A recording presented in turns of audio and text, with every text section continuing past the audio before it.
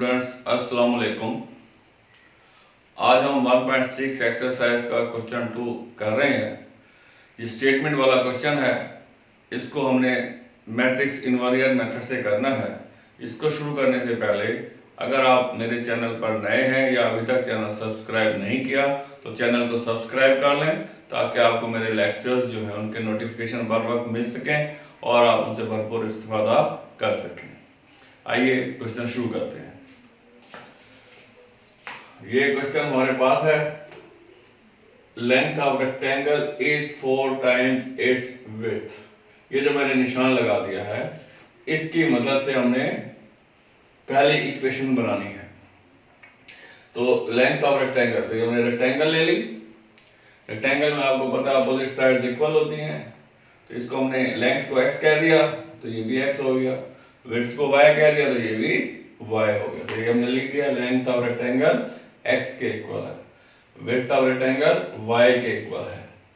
अब given condition के मुताबिक हमने इक्वेशन लिखनी है लेंथ ऑफ रेक्टेंगल यानी कि x, क्योंकि हमने यहाँ पर x का है, इज, इसका मतलब है equal to 4 times its width. Width y के बराबर है, मतलब क्या y 4 से मल्टीप्लाई होगा। तो ये जो सेंटेंस है सुनने वाला है कि x length of rectangle x है, इज इक्वल टू हो गया 4 टाइम्स, मतलब 4 मल्टीप्लाई होगा किससे, विड्थ से, y से, तो 4y से मल्टीप्लाई हो गया। तो अब इस 4y को हम लेफ्ट साइड पर ले गए तो ये इक्वेशन बन गई हमारे पास। अब दूसरी कंडीशन क्या है, perimeter of the rectangle is 150 centimetre.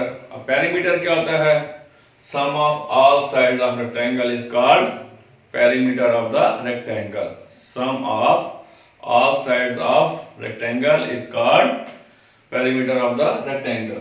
तो ये x plus x 2x हो गया, इस तरह y plus y 2y हो गया, तो ये 2x plus 2y इस रेक्टेंगल का क्या बन गया, पेरीमीटर।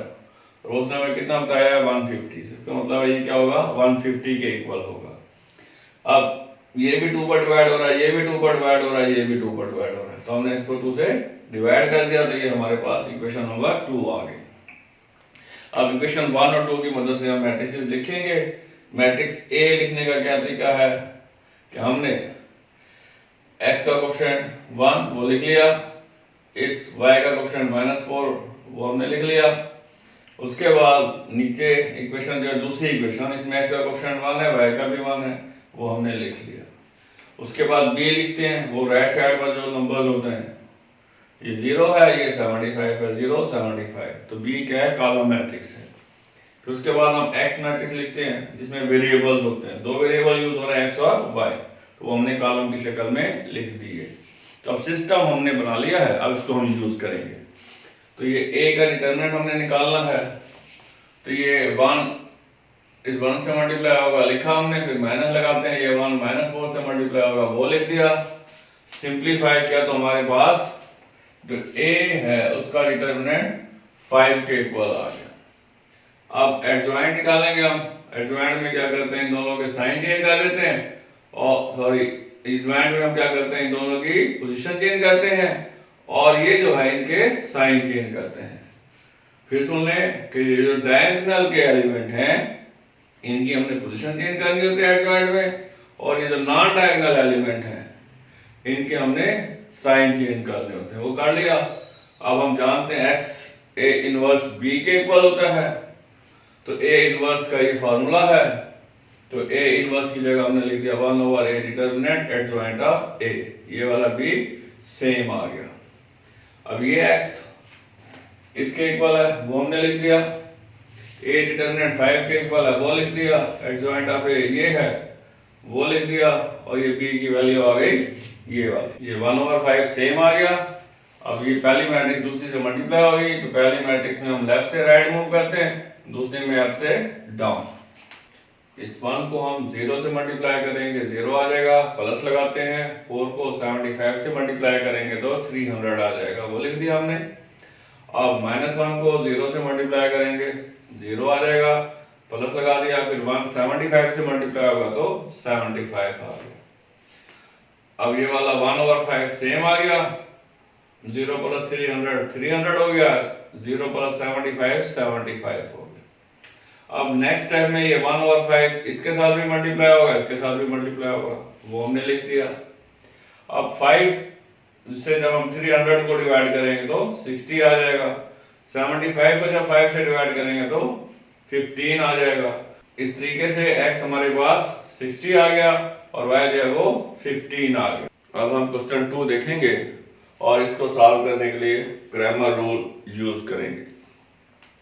तो हमें गिवन इंफॉर्मेशन ये है, इस स्टेटमेंट को सबसे पहले हमने मैथमेटिकल शेप देनी है। तो यहाँ पर हमें कहा गया length of rectangle is 4 times its width. Length of rectangle अपनी विड्थ का 4 टाइम्स है। तो सबसे पहले तो रेक्टेंगल ले लिया हमने, रेक्टेंगल की लेंथ को हमने x का कहा और विड्थ जो है वो y। रेक्टेंगल में आपको पता है अपोजिट साइड्स इक्वल होती है, ये साइड x है तो उसके सामने वाली भी x हो गई, इसी तरह ये y है तो उसके सामने वाली भी y हो गई। लेंथ ऑफ रेक्टेंगल x के इक्वल हो गई, विड्थ ऑफ रेक्टेंगल y के इक्वल हो गई। अब हमें क्या होगा, लेंथ ऑफ रेक्टेंगल इक्वल है यानी कि x इक्वल है, यहां मैं लिख रहा हूं लेंथ ऑफ रेक्टेंगल यानी कि x इक्वल है किसके, 4 टाइम्स, ये 4 मैंने लिख दिया, और किसका 4 टाइम है, विड्थ का, यानी और विड्थ किसके बराबर है, y के, यानी कि ये 4 जो है y से मल्टीप्लाई हो जाएगा। जब हम कहते हैं ना 4 टाइम्स 5 टाइम्स 6 टाइम्स, इसका मतलब है वो नंबर जो है 4 अगर है तो 4 मल्टीप्लाई हो रहा है, 5 है तो वो 5 मल्टीप्लाई हो रहा है, ठीक है। तो यहाँ पर हमें क्या आएगा 4 टाइम, इसका मतलब 4 मल्टीप्लाई होगा किससे, विड्थ से, तो x इक्वल हो गया 4y के। तो ये हमारे पास इक्वेशन यहाँ हमने बना ली, x इक्वल टू 4y। अब इस y को लेफ्ट साइड पर ले गए तो -4y हो जाएगा, x माइनस 4y 0 के इक्वल हो गया। तो ये पहली स्टेटमेंट हमने बना ली या पहली इक्वेशन बना ली। अब perimeter of the rectangle is 150 centimetre. और दूसरी कंडीशन जो है ये है, इसकी मदद से हमारे पास दूसरी इक्वेशन बन जाएगी। तो पेरीमीटर क्या होता है, sum of all sides of rectangle. Rectangle of perimeter क्या चीज है, sum of all sides of rectangle. तो ये एक साइड x है, उसके सामने वाली भी x है, तो दोनों का सम क्या हो गया, x प्लस x 2x। अब ये y है, उसके सामने वाली भी y है, तो y प्लस y 2y। तो ये ऑल साइड्स का सम हो गया 2x प्लस 2y, रेक्टेंगल की ऑल साइड्स का सम है। इसका मतलब ये पेरीमीटर है और वो किसके इक्वल है, 150 के। तो यहाँ पर हमने 150 लिख दिया। अब हम देख रहे हैं कि ये सब नंबर 2 पर डिवाइड हो रहे हैं, इसलिए सबको हम 2 से डिवाइड कर देंगे। तो जब इसको 2 से डिवाइड करेंगे ये x हो जाएगा, ये y हो जाएगा और ये 75, ये हमने लिख दिया। तो ये हमारे पास दूसरी इक्वेशन बन गई है। अब इन दोनों इक्वेशंस को हमने मैट्रिक्स वाली शेप में लिखना है। तो पहली इक्वेशन में x का कोएफिशिएंट 1 है, y का -4 है, तो हमने फर्स्ट रो में लिख लिया। दूसरी इक्वेशन में x और y दोनों का कोएफिशिएंट 1 है, वो हमने लिख लिया। तो ऐसा करने से हमारे पास मैट्रिक्स A बन गई। तो ये कोएफिशिएंट मैट्रिक्स है। उसके बाद AX लिखते हैं हम। तो ये A का जो पहला कॉलम है ये x के लिए होता है, दूसरा कॉलम y के लिए होता है। जब AX लिख रहे हैं तो पहला कॉलम जो A है उसका मतलब x वाला कॉलम है, उसकी जगह हमने राइट साइड वाले नंबर लिख देने हैं। राइट साइड पर पहला नंबर 0 है, दूसरा 75 है, तो यहाँ पर पहला नंबर 0, दूसरा 75 इस जगह पर आ गया, ये वाला सेम आ गया। अब हमने AY लिखना है, तो AY लिखने का मतलब है y वाले कॉलम को हमने छोड़ना है। तो ये y वाला कॉलम है जो A में मौजूद है, इसको छोड़ देना है, इसकी जगह हमने राइट साइड वाला नंबर लिख देना है 0 75। तो इस जगह पर 0 75 आ जाएगा, पहला कॉलम सेम। तो ऐसा करने से AY भी हमारे पास आ गया। अब हम क्या करेंगे,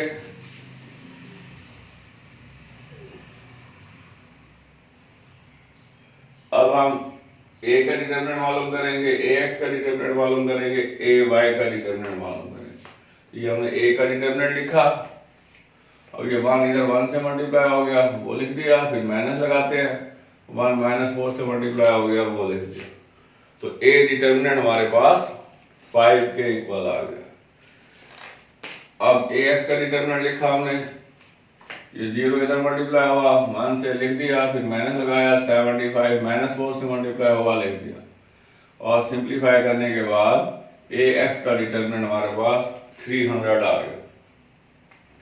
अब ए वाई का डिटरमिनेंट लिखा, फिर हमने ये 1 इधर मल्टीप्लाई हो गया, माइनस लगाया, ये 1 इधर मल्टीप्लाई हो गया, तो अब ये ए वाई का डिटरमिनेंट हमारे पास 75 आ गया।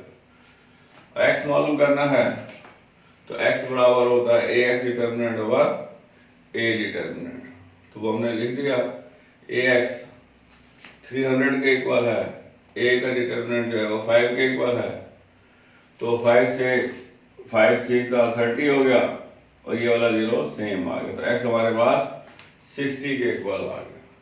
अब ए वाई का डिटरमिनेंट 75 है, वो लिखा हमने, ए का डिटरमिनेंट 5 है, वो लिख दिया। 75 को जब 5 से डिवाइड करेंगे तो 15 आ जाएगा। तो x हमारे पास लेंथ ऑफ रेक्टेंगल है, तो हमने लिख दिया लेंथ ऑफ रेक्टेंगल x के इक्वल है, शुरू में हमने कहा हुआ है length of rectangle equal to x, और वो क्या है 60, यूनिट लार्ज में लिखते हैं साथ, वो है सेंटीमीटर। अब हम क्वेश्चन 3 देख रहे हैं। इस क्वेश्चन को हमने मैट्रिक्स इनवर्जन मेथड से करना है। गिवन स्टेटमेंट आपके सामने है, हमें कहा गया sides of a rectangle differ by 3.5 centimetre. तो ये वो स्टेटमेंट है जिसकी मदद से हमने पहली इक्वेशन बनानी है। तो रेक्टेंगल का जिक्र हो रहा है, हमने एक रेक्टेंगल बना ली। ये आपको पता है रेक्टेंगल में अपोजिट साइड्स की जो लेंथ होती है वो इक्वल होती है। ये साइड x है तो इसके सामने वाली भी x हो गई, ये y है तो इसके सामने वाली भी y हो गई। तो यहाँ पर हमने लिख दिया length of rectangle equal to x, फिर width of rectangle equal to y। अब गिवन कंडीशन क्या है, साइड्स ऑफ ए रेक्टेंगल, ठीक है, कंडीशन क्या है, sides of a rectangle differ by 3.5 centimetre. ये गिवन कंडीशन है कि रेक्टेंगल की साइड्स, उनका डिफरेंस जो है 3.5 के इक्वल है। तो डिफरेंस का मतलब क्या होता है, एक साइड में से दूसरी साइड को माइनस कर दें, तो बड़ी साइड में से छोटी साइड को माइनस कर देते हैं। लेंथ आपको पता है बड़ी होती है, विड्थ छोटी होती है, तो x माइनस वाई करेंगे, तो x माइनस वाई किसके इक्वल होगा 3.5 के। तो यही हमने लिख दिया by given condition x minus y is equal to 3.5। तो ये पहली इक्वेशन बन गई। अब दूसरी इक्वेशन के लिए क्या है, पेरीमीटर इज 67 सेंटीमीटर।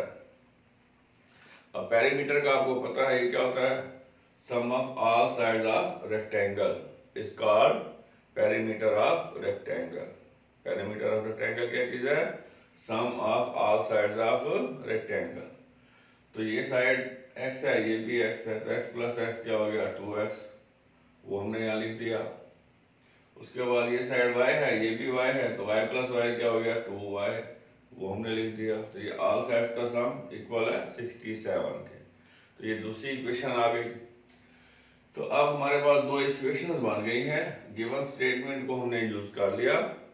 अब उसकी मदद से मैथमेटिकल शेप यानी कि दो इक्वेशन आ गए हमारे पास। पहली इक्वेशन को की मदद से हम, और दूसरी इक्वेशन की मदद से हमने मैट्रिक्स ए लिखनी है। कोएफिशिएंट ऑफ मैट्रिक्स होती है, ठीक है, कोएफिशिएंट मैट्रिक्स। तो x का कोएफिशिएंट 1, y का -1, तो ये फर्स्ट रो में लिख लिया। अब दूसरी इक्वेशन पर आएंगे, x का कोएफिशिएंट 2, y का भी 2, वो हमने लिख लिया।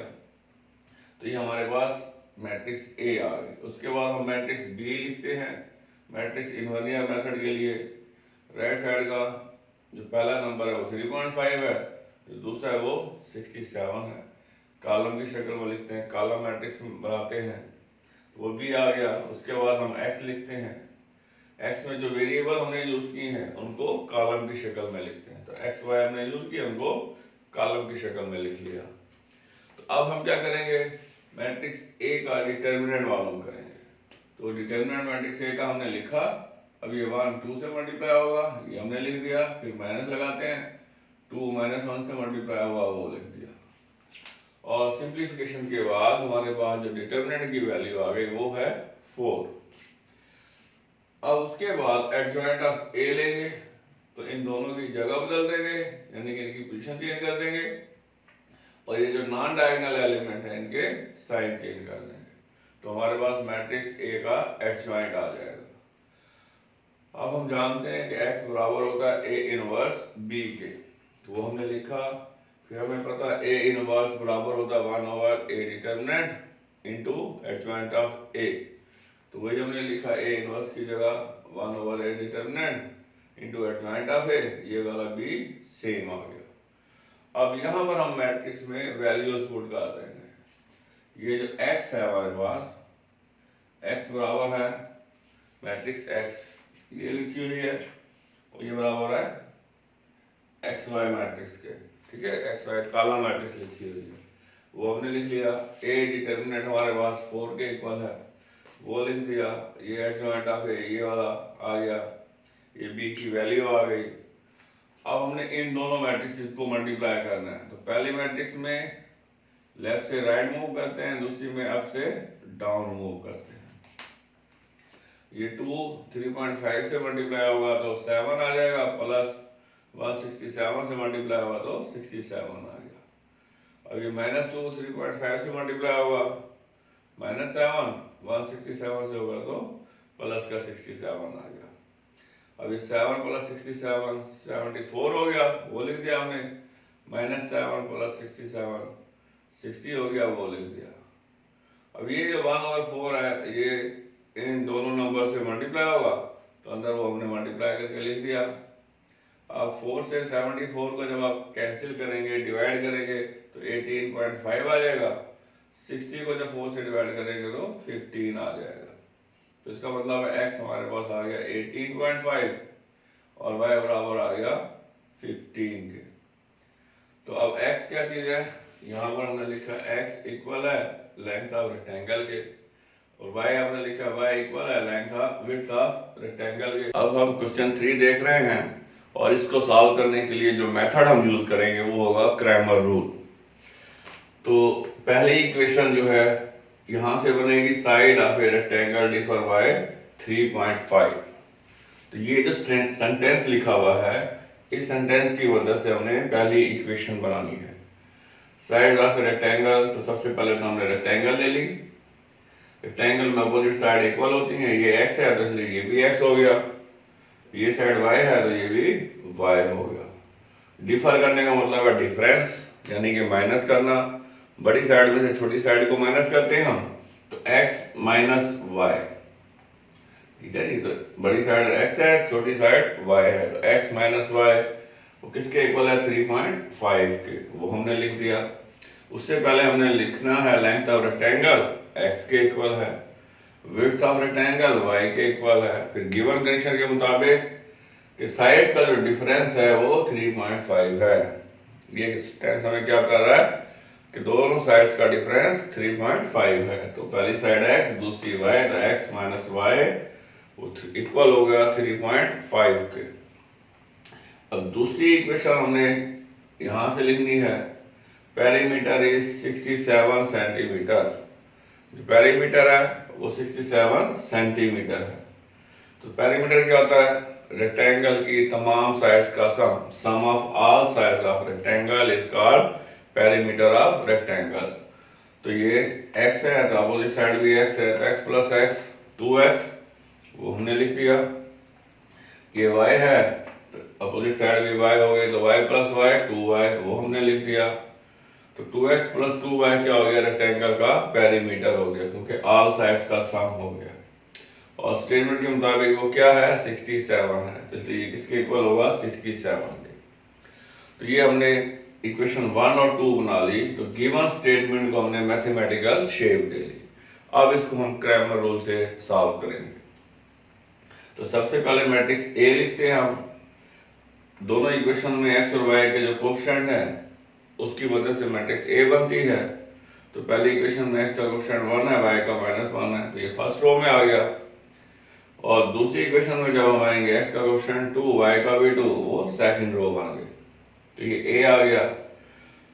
अब ये ए में जो फर्स्ट कॉलम है ये x के लिए है और जो दूसरा कॉलम है ये y के लिए है। जब हम ax लिखेंगे x वाले कॉलम को खत्म कर देंगे और इसकी जगह x वाले कॉलम को हम रिप्लेस करेंगे राइट साइड पर जो कॉलम बनता है, राइट साइड पर जो नंबर है दोनों इक्वेशन में, पहला नंबर पहले आएगा 3.5, फिर दूसरा नंबर 67, तो इधर 3.5 आ जाएगा, इधर 67 आ जाएगा, तो वही हमने लिख दिया। दूसरा y वाला कॉलम सेम आएगा। फिर हमने लिखना है ए वाई, तो ए वाई में क्या करते हैं हम, तो ये y वाला कॉलम है, इस y वाले कॉलम को हम d के साथ यानी कि राइट साइड वाले कॉलम से रिप्लेस कर देंगे। 3.5 67 इसकी जगह पर आ जाएगा, पहला कॉलम सेम होगा। तो ये हमारे पास ए वाई आ गया। अब हम क्या करेंगे, ए का डिटरमिनेंट सबसे पहले मालूम करेंगे, फिर ए एक्स का डिटरमिनेंट मालूम करेंगे, फिर ए वाई का डिटरमिनेंट मालूम करेंगे। ये जो हमने लिखा है ए एक्स और ए वाई, इन तीनों को हमने अलग अलग डिटरमिनेंट मालूम कर लेना है। तो ये ए का डिटरमिनेंट 1 2 से मल्टीप्लाई हुआ लिख दिया हमने, फिर माइनस लगाया, ये 2 - 1 से मल्टीप्लाई हुआ। तो सिंप्लीफाई करने के बाद ए डिटरमिनेंट हमारे पास 4 के इक्वल आ गया। फिर ए एक्स का डिटरमिनेंट हमने लिखा, तो ए एक्स आपके पास मौजूद है, ये ए एक्स है, इसका डिटरमिनेंट ले रहे हैं हम, वो लिखा। अभी 3.5 2 से मल्टीप्लाई हुआ वो लिख दिया, फिर माइनस लगाते हैं, 67 -1 से मल्टीप्लाई हुआ वो लिख दिया। तो सिंप्लीफाई करने के बाद ए एक्स का जो डिटरमिनेंट है वो 74 के इक्वल आ गया। फिर ए वाई का डिटरमिनेंट मालूम करेंगे, ये ए वाई है, इसका डिटरमिनेंट लिख लिया, 167 से मल्टीप्लाई हुआ लिख दिया, फिर माइनस लगाया, 2 3.5 से मल्टीप्लाई हुआ लिख दिया। तो ये हमारे पास ए वाई का डिटरमिनेंट जो है वो आ गया 60 के इक्वल। अब x बराबर होता है ए एक्स का डिटरमिनेंट डिवाइडेड बाय ए का डिटरमिनेंट। तो ये हमारे पास 74 है और ये ए डिटरमिनेंट 4 के इक्वल है। तो वो वैल्यूज पुट की, 74 को जब 4 पर डिवाइड करेंगे x आ जाएगा हमारे पास 18.5। उसके बाद y के लिए करेंगे, तो y बराबर होता है ए वाई का डिटरमिनेंट डिवाइडेड बाय ए का डिटरमिनेंट। तो ए वाई का डिटरमिनेंट हमने फाइंड किया 60 है और ए का डिटरमिनेंट 4 है। वैल्यूज पुट की, 60 को जब हमने 4 पर डिवाइड किया तो y 15 के इक्वल आ गया। अब लेंथ ऑफ रेक्टेंगल किसके इक्वल है, x के। यहाँ पर हमने शुरू में लिखा था length of rectangle equal to x, width of rectangle equal to y। तो वही हमने लिखा, लेंथ ऑफ रेक्टेंगल x के इक्वल है और x की वैल्यू पुट कर दी। साथ में यूनिट लिखेंगे, सेंटीमीटर है जो इस सवाल में। उसके बाद विड्थ ऑफ रेक्टेंगल y के इक्वल है और y कितना है 15, और 15 के साथ वही यूनिट लिख दिया। तो स्टेटमेंट वाले क्वेश्चन में जो आंसर हम लिखते हैं वो भी स्टेटमेंट की शक्ल में होता है। यहाँ पर हम नहीं लिख देंगे आंसर, या यहाँ पर x को हमने किस चीज को हमने x का नाम दिया वो 7 लिखना है, किस चीज को हमने y का नाम दिया वो हमने 7 लिखना है। तो इस तरीके से ये हमारा जो क्वेश्चन है 3 ग्रामर रूल की हेल्प से मुकम्मल हो गया है। आज का लेक्चर हम यहीं पर ख़त्म करते हैं। इंशाल्लाह नेक्स्ट लेक्चर के साथ फिर मिलेंगे। Wish you best of luck. अल्लाह हाफिज़।